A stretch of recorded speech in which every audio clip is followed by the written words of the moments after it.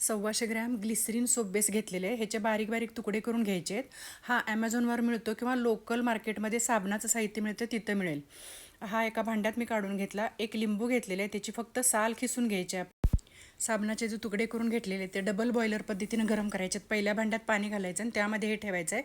हा लेमन खीस आपण त्याच्यात घातला. अर्धा चमचा, पाव चमचा आंबे हळद घातली. 1 चमचा खोबरेल तेल घातलं त्याच्यात.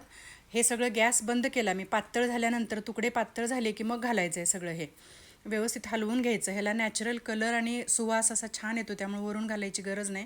हा साबण कुणीही वापरू शकतं. आणि तुमच्याकडे जर हे मोल्ड नसतील, सोप बेस मोल्ड असे नसतील, तर तुम्ही यूज आणि थ्रोचे कप असतात त्याच्यात सेट केला साबण तरी चालेल. 1 तास 1.5 तासामध्ये सेट होतो. हलक्या हाताने काढून घ्यायचा आहे. मस्त असा साबण तयार झाला आहे, जो घरातील प्रत्येक व्यक्ती वापरू शकते, कुणीही वापरू शकतो. थँक्यू.